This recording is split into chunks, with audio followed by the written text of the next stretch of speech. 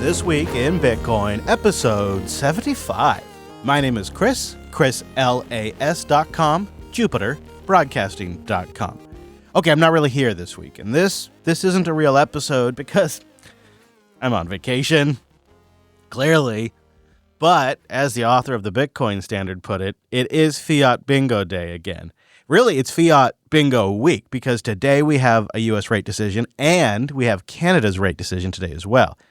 And then tomorrow, or perhaps as you're listening to this, the UK and Japan are set to announce their rate cut decisions. And Canada's kicking us off. They lowered their key interest rate by, you're never going to guess it, 25 basis points. And they announced that just a bit before Jay Powell took the stage this afternoon. Considerable uncertainty remains, but with a weaker economy and less upside risk to inflation, Governing Council judged that a reduction in the policy rate was appropriate to better balance the risks going forward. That was the governor of the Bank of Canada announcing the rate cut.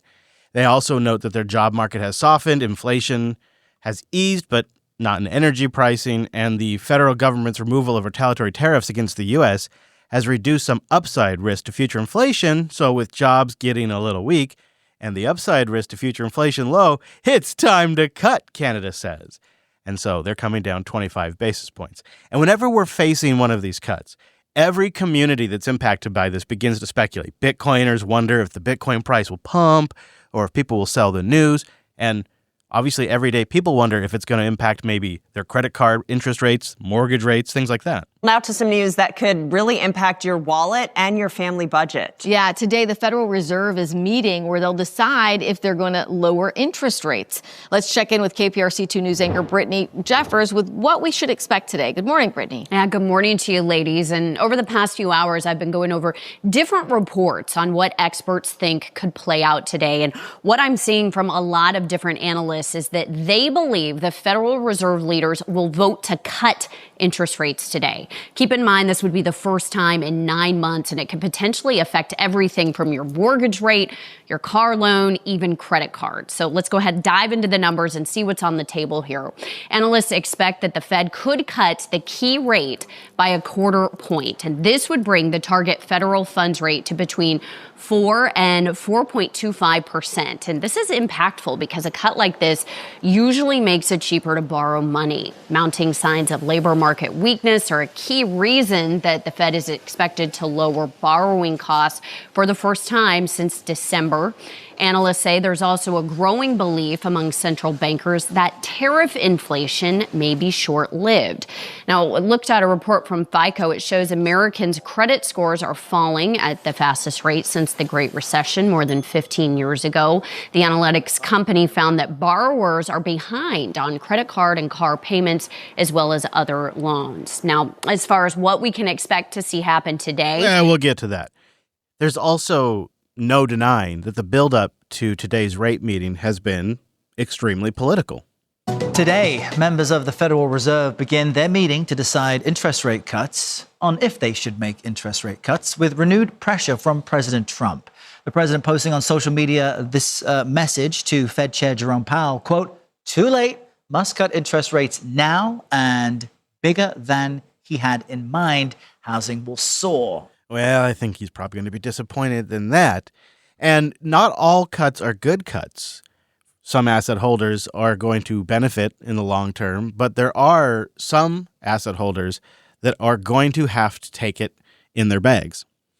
Let's assume for the moment that the Fed funds futures are correct, and there's a 100% chance the Fed will cut rates tomorrow by at least a quarter of a point to 4 and 4.25%. We've talked a lot about which stocks and sectors stand to benefit from a Fed easing, but which could stumble. Today, Barron's put a fine point on one name in particular, and it may surprise you. In an article entitled, "Berkshire Hathaway Could See a Big Hit If the Fed Slashes Rates, Here's How Much," Barron's says because Warren Buffett's Berkshire Hathaway parks a huge amount of its cash in short-term T-bills, if the Fed goes on a rate-cutting cycle through the end of next year, Berkshire could take a $3 billion hit to the annual interest income he normally gets from those T-bills. Oh, should have bought some of that rat poison, and I hate to say it, but I think that's exactly what is going to happen. If you bet on the most safest investment you could possibly make, which that's what Berkshire does. That's what they're known for. You will be the one getting screwed. And I think that is just so quintessentially encapsulates the time we are in, is the holders of the safe assets, supposedly the quote-unquote safe assets, are the ones that will end up being the bag holder. Like the empty bag, I suppose, to complete the analogy.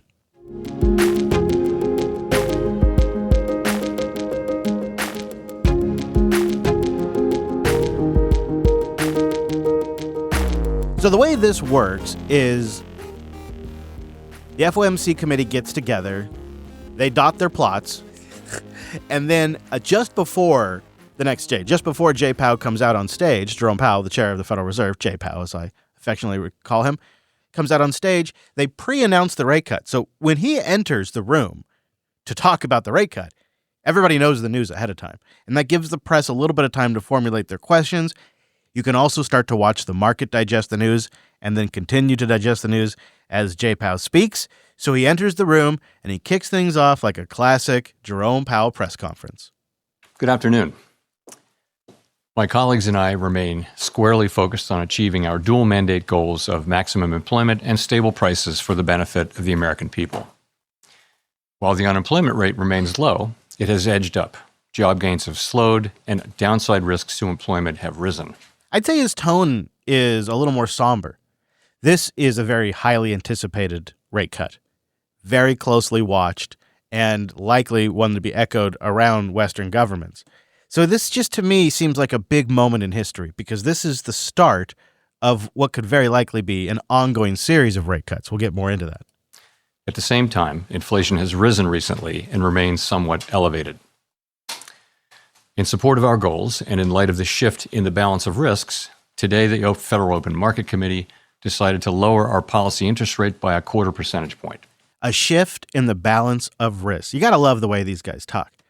Like I told you last week, this bad jobs revision that we got that shows that really we've been taken in the pants with jobs, which, by the way, a strong jobs market was like the key thing holding up the rates as far as he was saying. Oh, yeah, well, look at the strong jobs market. We don't need to lower rates. No, we're fine. Look at all these jobs. Look at all these jobs.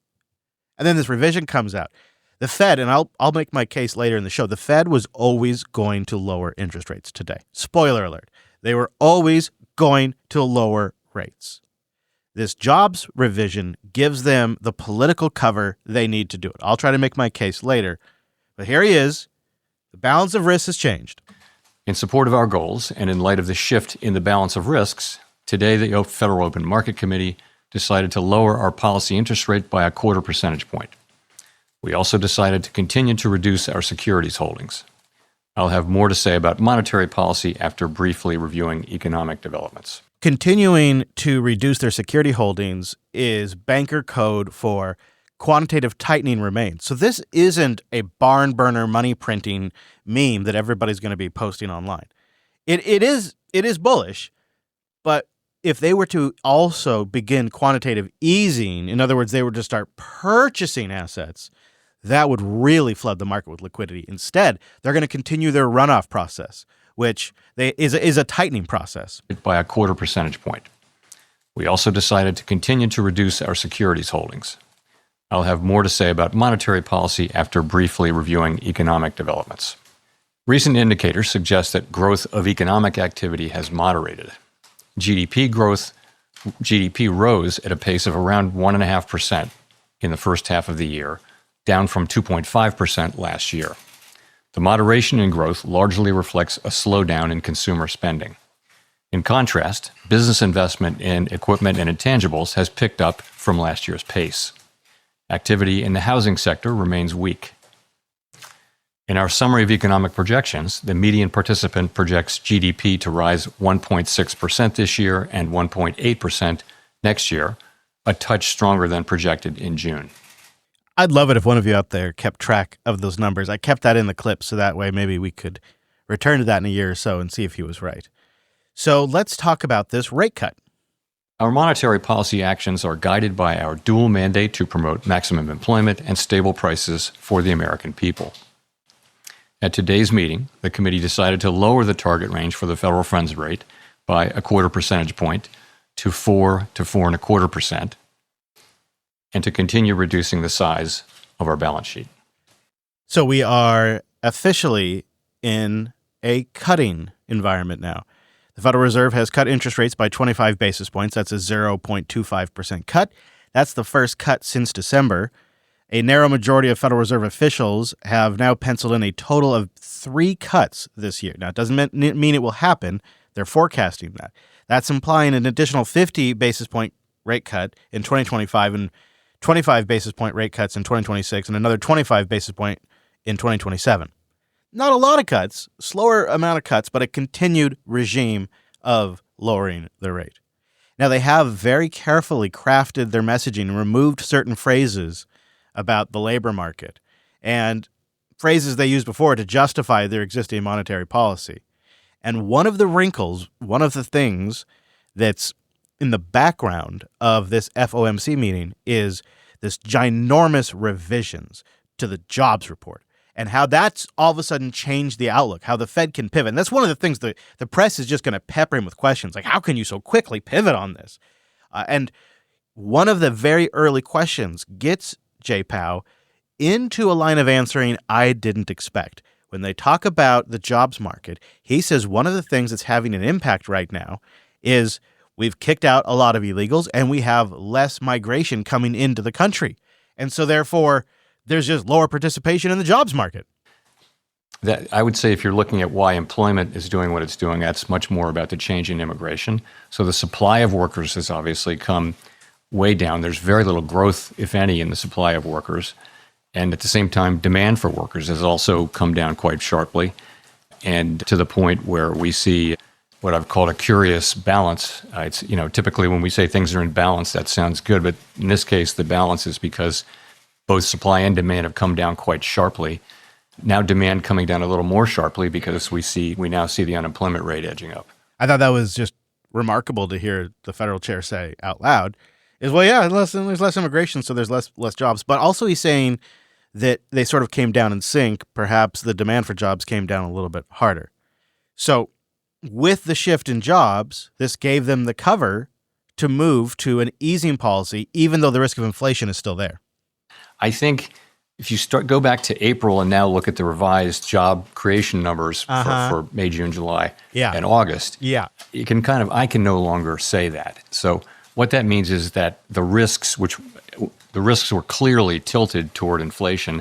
I would say they're moving toward equality. Maybe they're not quite out of equality. We don't need to know that, but we do know that they've moved meaningfully. By equality, he means the risk between their dual mandate to maintain price stability and maintain the labor market. They're about equal risk right now, is what he's actually saying. If you listen to the words the man is saying, they're both equally at risk. I would say they're moving toward equality. Maybe they're not quite out of equality. We don't need to know that, but we do know that they've moved meaningfully toward greater equality, the risks between the two goals, and that suggests that we should be moving in the direction of neutral, and that's what we did today. So there you go. It's look, we have this revised number. We have to do it. We have to do it. In fact, he comes back to it again and again during the press conference. It's the revised jobs report. It's the reason. Colby Smith with the New York Times. Should we be viewing today's cut as the committee taking out some insurance against the possibility that the labor market is at risk of weakening? Or is it the committee's view that the dynamics of a downturn are already in place? I guess I'm just trying to square the shift in the rate forecast in the SEP towards more cuts than just 3 months ago with the fact that the forecast for unemployment didn't change. Yeah, I think you could think of this in a way as a risk management cut, because if you look at the SEP, actually the projections for growth this year and next actually ticked up just a little bit, and inflation and unemployment didn't really move much. So what's different now? What's different now is that you see a very different picture of the risks to the labor market. You've seen, we were looking at 150,000 jobs a month at the time of the last meeting, and now we see the revisions and we see the new numbers.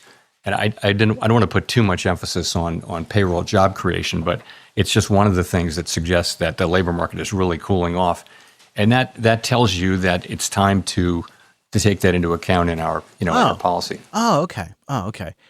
So isn't it interesting that what he's essentially saying here is that for the last year they've been making their decisions based on bogus data.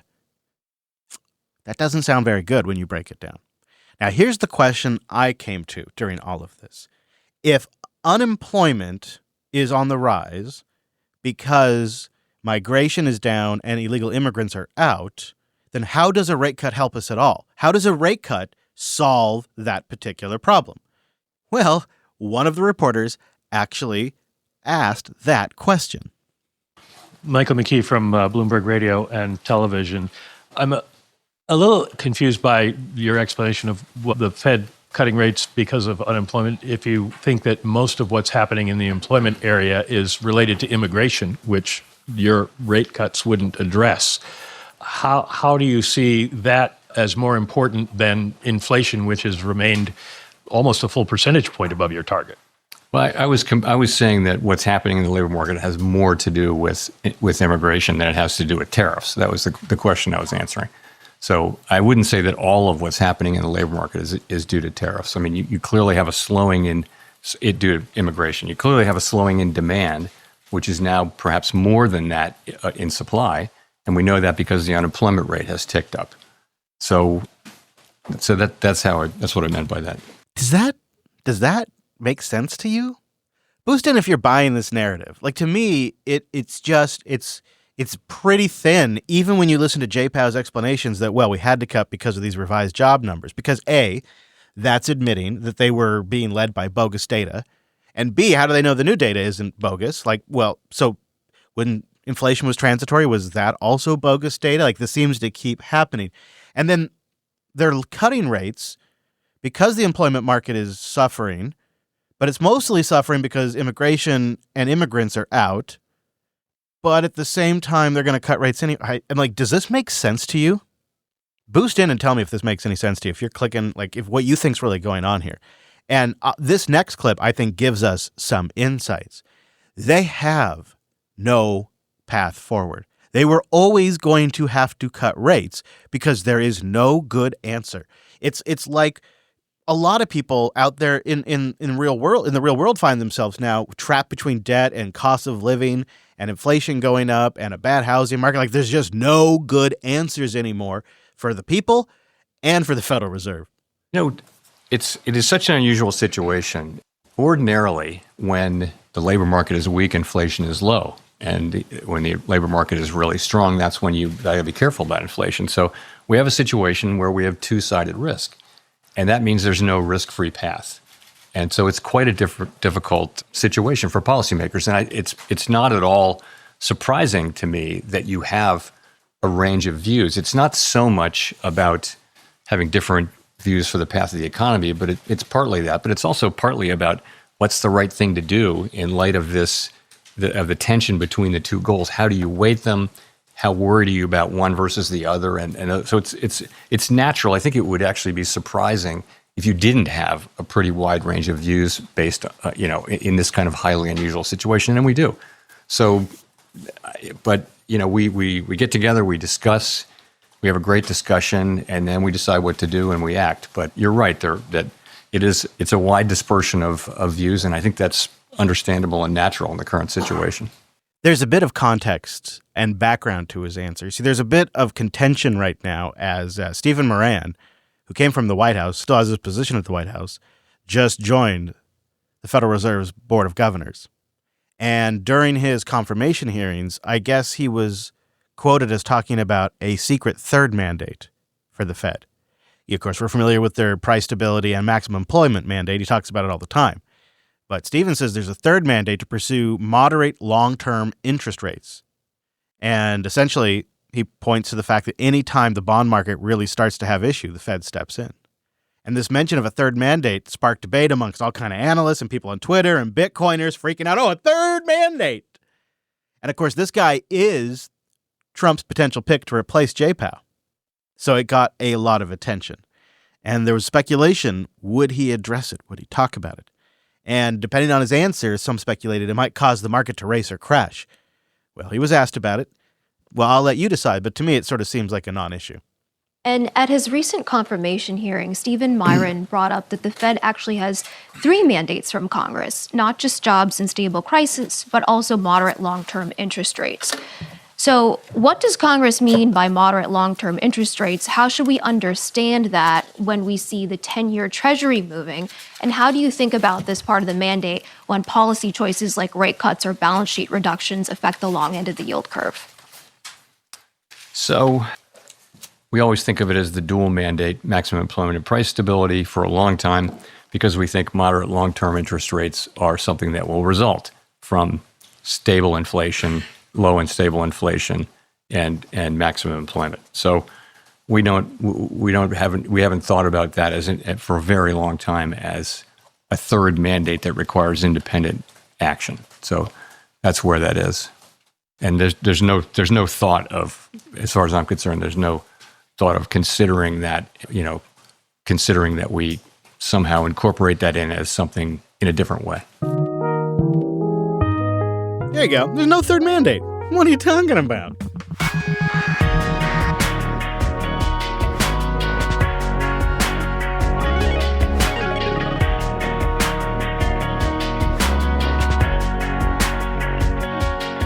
All right, coming up on the show, I'll make my case why I think they had no choice. This was coming anyways. And I want to get to your boosts. I know it's a shorter episode, but I've already got an episode in the can from Oscars Chat with some boosts, so I want to catch up. But first, I want to mention, you can support the show just by doing what you already do, stacking sats. You want to buy some sats on River, one of the best places in the U.S. to stack sats? I got a link in the show notes. You support the show while you do it. Now, if you're all about self-custody, if you're in Canada or the U.S., the Bitcoin Well is an amazing automatic self-custody platform to and from your own wallet. All your own wallets, Lightning and on-chain. If you're ready to spend some sats via Lightning, the Bitcoin company goes from sats to gift card in just moments. All they do is Bitcoin. You can sign in via Lightning. Fold Card lets you pay bills, stack sats, things like that. Your day-to-day expenses, stack sats. Salt Lending lets you get access to your Bitcoin value without selling it. That's pretty great, too. Link in the show notes for all of that. Support the show by just doing what you do.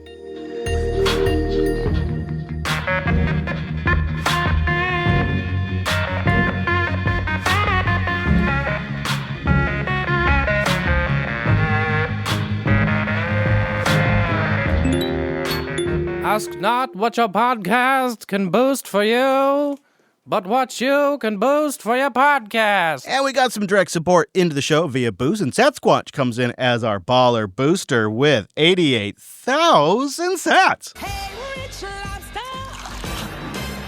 Lobster! Yeah! That's a spicy meatball! Sasquatch writes, Chris, I stacked and DCA'd corn throughout the summer just like the rest of the year. Fiat inflation is forever and won't go down, in my opinion. Hope this rate cut pumps our bags, but who the heck knows anymore? Have fun in Texas. Love it down there. Yes, thank you, Sasquatch. Thank you. And I had a boy, DCA away. I will be traveling down to Texas for Texas Linux Fest at the end of the month.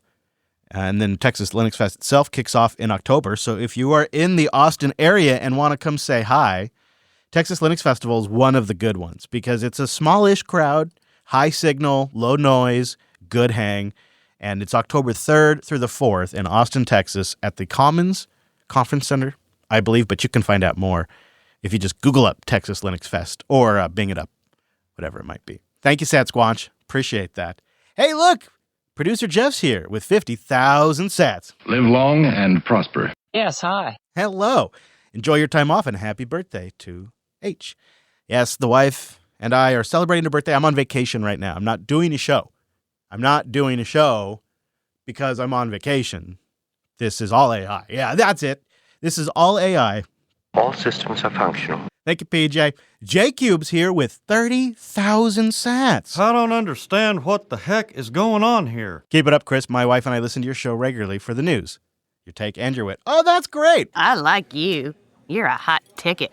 You know, a couple that listens together stays together. Thank you, J-Cube. Appreciate the boost. Hello there is here with 6,666 sats. Yes, sir. Sir. It was actually some ducks. He says, I thought I had done really well, smash buying on the dips, but Strike shows that my average price via DCA did better. I was actually pretty surprised. Interesting hello there. And I really like the platforms that let you keep track of your average cost. That's a really good little bit of measurement you can do there. Thank you for sending that in. That's some good feedback. Galactic Starfish is here with 3,333 sats. Pew, pew, pew. I DCA'd a set weekly amount. I put some towards a project car, aka my money pit, and whenever I had left that I didn't spend, I use that to smash buy. I like that. Yeah, there have been times too where I've been like, I'll put a little money into Bitcoin and be like, in 2 years I'm going to come back to that and see where it's at, and then decide if I want to still do the thing. And I often just want to keep the Bitcoin. Maybe 2 years, 1 year. It's like it depends on the time frame. But it's interesting. Like after I give the decision some space, I come back. I actually still prefer the Bitcoin more. But I think, that's my thinking is if you got spare cash, you put it into Bitcoin. You could put it in your savings account, I suppose. Yes. What are you going to do? You going to let it sit there and melt? That's weird. That sounds more risky to me. Thank you, Galactic Starfish. Fisher? I suppose it's Fisher, huh? Although you're missing an E there. Appreciate you. Block 7 is here with 7,777 sats. I don't understand what the heck is going on here. Heck? Poor Hank, he's so confused, right? Put some macaroni and cheese on there, too. Although he gets that part right. Block 7 writes with 7,777 sats, do the start 9, then school us on the upgrade that is looming. I like that idea so much. I saw that boost come in live. Well, or at least I saw it in the morning. I don't know if I saw it come in live because I think it came in like at 2 a.m., but I saw it in the morning when I got up, and I thought to myself, that's exactly what I should do.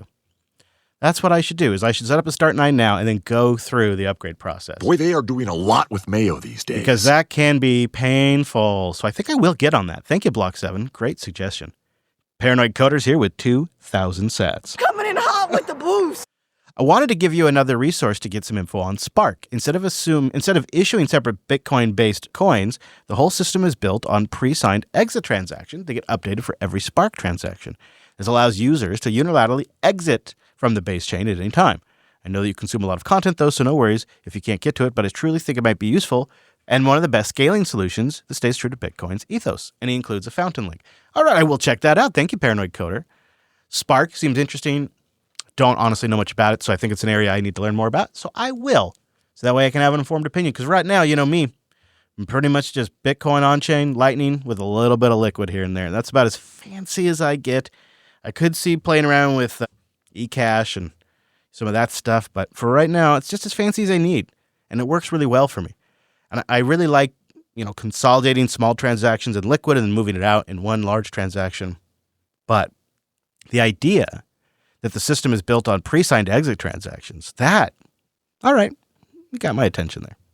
Thanks for the boost, Paranoid. Loomer comes in with 5,000 sats. The traders love the vol. Appreciate the macro takes.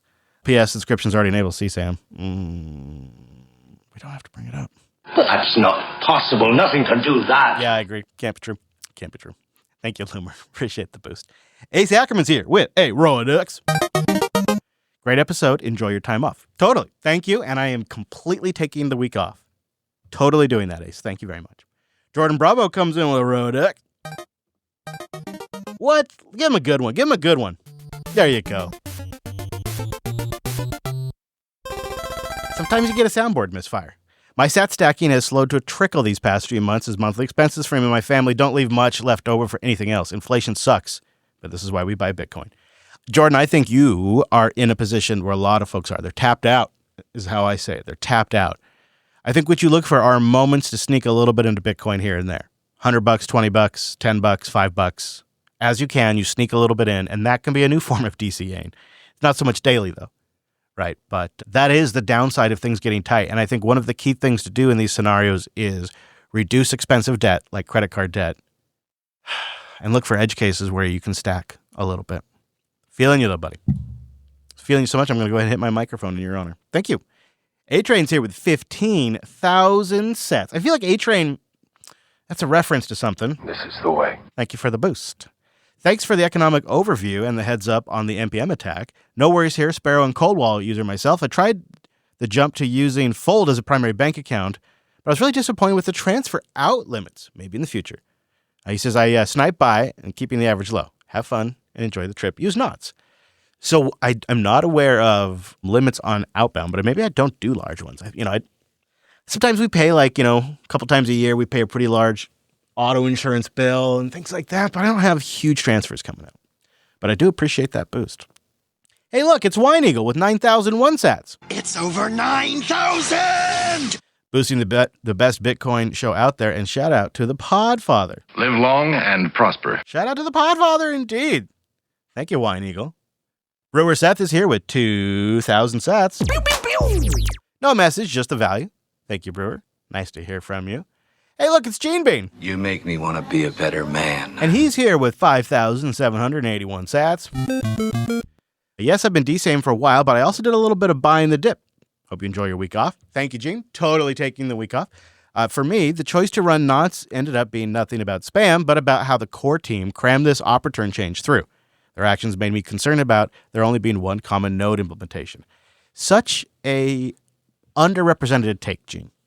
An underrepresented take. I think a lot of people are just like, you're clearly not following consensus. There's a lot of concern here. Why are you pushing this through? Why couldn't this wait a little bit longer while we hash this out, especially after they've seen the reaction and the increase in knots usage? No course correction. That itself is a red flag. Despite all of the other stuff, that's what I've come to, is I'm not really as concerned about all the other stuff. That sorts itself out with fees and whatnot. And we see this kind of thing in free software all the time. Gene continues too, regarding a guide, I have to admit, I don't know much about Start9. I'm interested in your experiences. If you try it, I looked at how they package things a while back and was sort of perplexed by their choices. That's when I went with Umbral. Things might be different now, though. Yeah, I agree. I kind of took a long time ago, I took a similar look and kind of preferred the Umbral architecture, but I think that's dramatically changing in the new Start9. And that transition has got to be a fascinating one. One of the things I kind of want to clock and see how it goes. You know, you think about it, that could be really rough, but done right, smooth, it could be fantastic. Thank you, Gene. Scuffed is here with 5,555 sats. There's coffee in that nebula. I DCA'd every day all summer using the big four, Strike, River, and Bitcoin Will, and Fold. And I diversify in these cases because, well, if one platform has issues, then I sweep into self-custody after a few months of stacking. Hope you had a good week off. Totally took the week off. That's interesting stuff. It makes it a little harder to track, but I also tend to try out, just over the years, different platforms as well.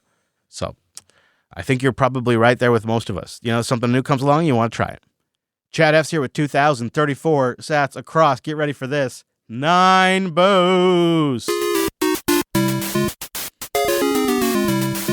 Okay, so I think these are probably in chronological order, so we'll go through some of this. I think he's probably responding to my chat with Oscar. Chad F writes, if LN address is so easy to add, where's the other podcasting apps being built on Lightning then? The spec supports LN address now.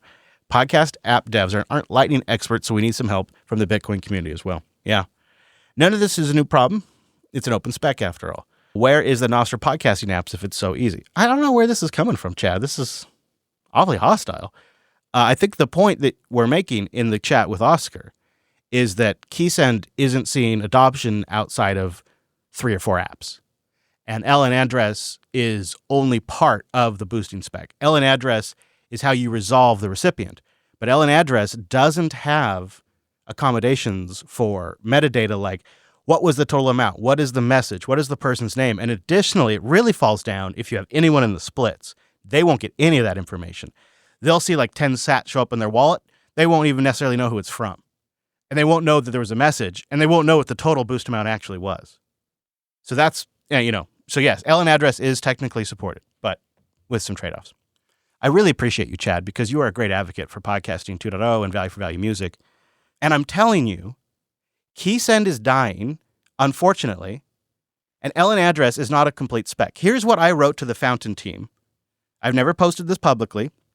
This is what I wrote to the Fountain team when I moved This Week in Bitcoin over to LN address for 1 week. This is what I wrote to the team to let them know why we had to move back to Keysend. I wrote, so far we have identified multiple issues. Some of them are seemingly transition issues like clients that don't support LN address, but some of them are big game stoppers. One of the biggest being metadata loss, depending on what features the client supports. Metadata beyond the boost message and the per split payment amounts would no longer be available from clients supporting only LN address. No total amount, no username, no message, depending on the client and the server. Right now, Fountain is the only setup that works fully. Even AlbiHub is mostly busted with only supporting the bare basic receiver of the sats. That's all they support. This is my writing. This is pure 100% death to the boost in podcasts. And even if Fountain clients send some of that metadata via Nostr, that's not a podcasting solution. That's a Fountain solution. I'm not really interested in this reduction of functionality. And I'm way more inclined to just build my own tool that lets people boost me directly via my website and bypass all the apps together. I get that Keysend needs replaced, and that's why, and we cannot force apps to support Nostr for metadata, but the boosts via LN address are not even a partial replacement. I don't know what about that you're not getting, Chad. I don't know what part. Yes, LN address is supported. It's a 20% implementation. Yes, zip code is a better deal. Keysend is a better deal. It truly is. And I'm not just saying that. But nobody outside of a tiny handful of apps, like 3 or 4 apps, is supporting it. And the entire Nostr ecosystem in the meantime has built a solution post-fact that is modern, built around LN address, and solves the metadata issue. Because they came along later when this technology stack existed. And it's like, you got to get your head around this, Chad, because you're out there involved in every conversation. You're sending boosts to the Podcasting 2.0 podcast, sending them down the wrong path, which is extremely dangerous. You're doing it out of advocacy for the very system that you will actually crush if you don't wrap your head around this problem. If you're going to continue to advocate like this, it's incumbent upon you to understand the issue. The problem isn't that LN address is not supported. The problem is it is supported currently, but it is a 20% solution. And the only 100% solution where it works is Fountain. And if we continue down this path, Fountain will be the only place where we have full, complete boost metadata. Well, God bless them, because they're the ones doing the hard work, and that's the way it's going to be. All right, okay. Not doing a show, taking the week off. Moving on. Axelrod comes in with 2,001 sat. Just pump the brakes right there. Says, I love the mission of the Fountain app. Supporting the economic development around Bitcoin. Great show. Keep it coming. I agree. It's like proving the haters wrong every day when people are out there using the boosting and sending sats or zapping. Proving them wrong. User 13 comes in with a row of ducks. Bullish on Podcasting 2.0 and Nostr. Thanks everyone who builds. Yes, I should double that since I just went on that whole rant. Very grateful. Just very stressed out. Thor comes in with a row of ducks. Love the episode. Thanks for the explanation of Keysend versus Bolt 11 and Nostr. This episode made me hype for more open web built on more open protocols. I need to noodle around with some Nostr code now. I do think that's where we end up, Thor, ultimately. Something more widely adopted, based on open standards. And ideally something that is not a massive overhead for podcast app developers. Like, I love the Cast-O-Matic model because it's a great app, and they don't really have to run a lot of back-end infrastructure. I think there's like one little thing they run now for lit support. That's really how it should be. And I'd love to see something that would work across all the different app models. Great boost. Thank you, Thor. Good to hear from you. Thank you, everybody who supports the show directly with a boost or through a Fountain membership or a Jupiter.party membership. 44 of you stream sats.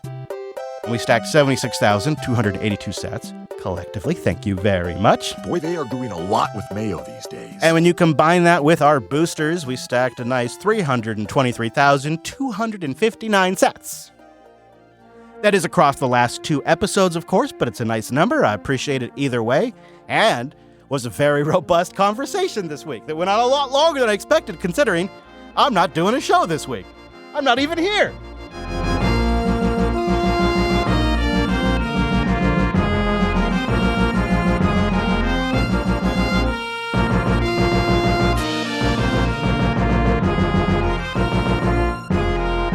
Send a boost. Why they still work.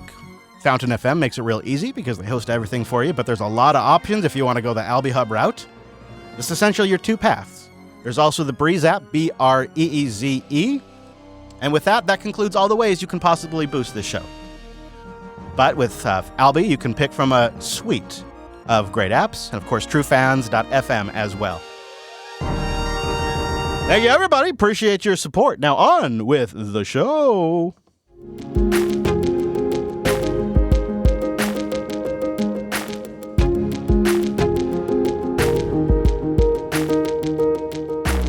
All right.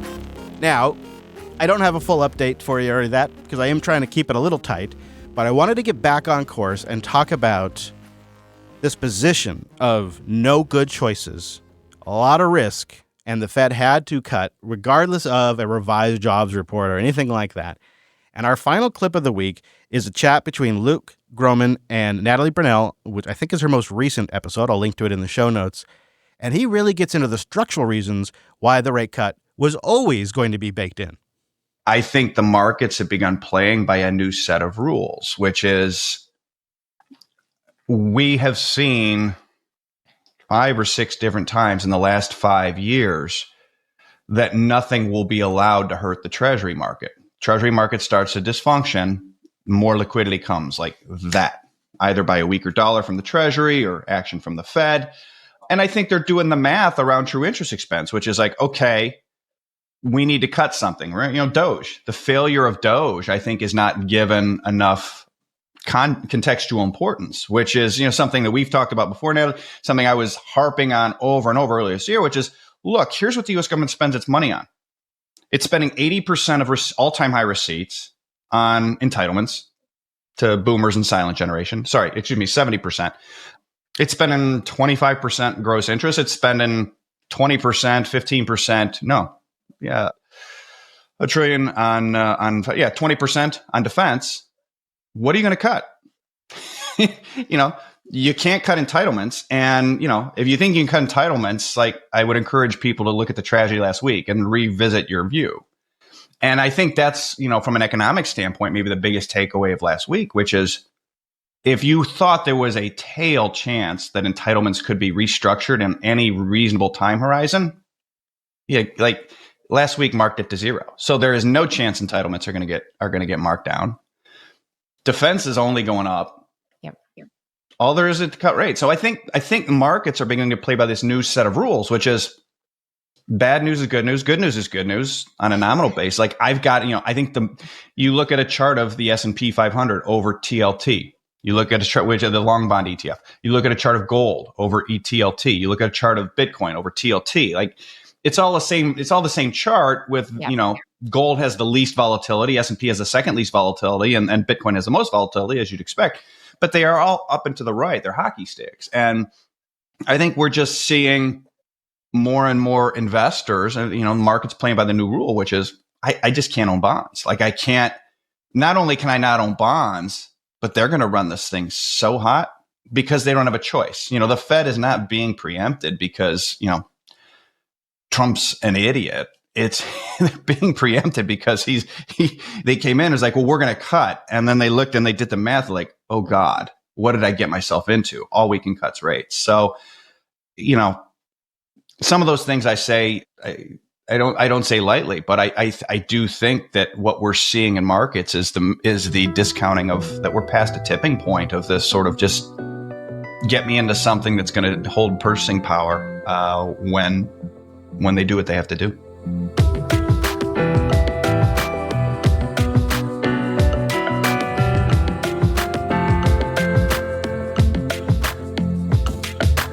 Okay, let's check in on the state of the network.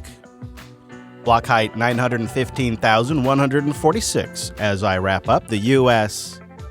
Bitcoin price to dollar ratio coming in right now at 115,760. I was just delaying there because it was adjusting. That makes our sats per dollar at 864.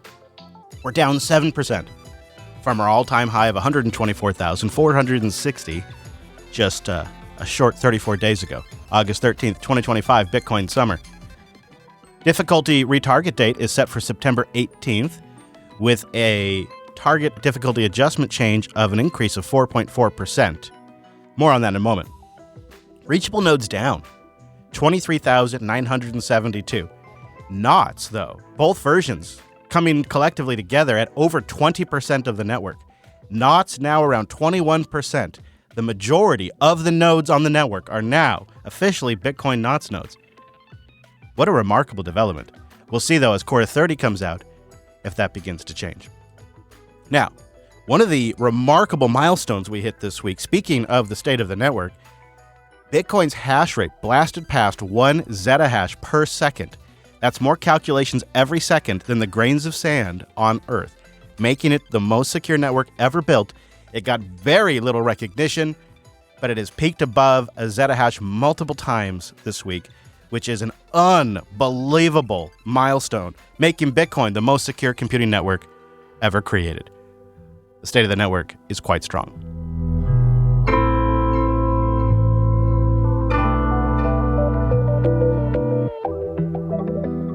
Well, I hope you enjoyed this non-episode, taking a quick look at the Fed rate cut and the beginning of what is likely an ongoing rate cut regime. Links to what I talked about this week at thisweekinbitcoin.show. That'll take you to the Jupiter Broadcasting page, where you can also find some of the other great shows over there. Let me know if you enjoyed this. Try to focus in on the signal. Of course, when I got to the boost, I got a little worked up. You could tell me about that too. Give me feedback. Tell me never do it again. We'll real sink it in. Also, would love to know what else you'd like to see covered on the show. Any other ideas you have, boost those in as well. Always really appreciate that. That concludes episode 75. We are now officially around the horn, making our way to episode 80, if you can believe it. Absolutely remarkable. So I'm going to leave you this week with a value for value classic artist, one of my all-time favorites. It's Ollie, and this is his new track, This That. I built this all about the mud, you know this, that. Job ain't finished, tell it done, cut the chit-chat. I really been through what I son, ain't no mismatch. That just don't make him any more like me. I came too far to care what he said or she said. Time can heal a lot of wounds, never regret. Some nights I need that 90 proof, gotta reset. That just don't make him any more like me. I built this all about the mud, you know this, that. Job ain't finished, tell it done, cut the chit-chat. I really been through what I son, ain't no mismatch. That just don't make him any more like me. I came too far to care what he said or she said. Time can heal a lot of wounds, never regret. Some nights I need that 90 proof, gotta reset. That just don't make him any more like me. Everything these days cheap, nothing made it last. Only love you for the moment, put it fading fast. Circle just like blood, never question that. Yeah, just like blood. Small town kids still the same. Growing up, had to prove a lot. Everybody else fitting in. Can't pretend to be the thing I'm not. I remember way back then and them long nights, I pray to God. 2 a.m. these feelings hit, I'm plugged in, my soul tight. And it's like, whoa, whoa. I got way too much on my mind these days. Like, whoa, whoa. Gotta move along through the pain. I built this all up out the mud, you know this, that. Job ain't finished, tell it done, cut the chit-chat. I really been through what I son, ain't no mismatch. That just don't make him any more like me. I came too far to care what he said or she said. Time can heal a lot of wounds, never regret. Some nights I need that 90 proof, gotta reset. That just don't make him any more like me. I built this all up out the mud, you know this, that. Job ain't finished, tell it done, cut the chit-chat. I really been through what I son, ain't no mismatch. That just don't make him any more like me. I came too far to care what he said or she said. Time can heal a lot of wounds, never regret. Some nights I need that 90 proof, gotta reset. That just don't make him any more like me.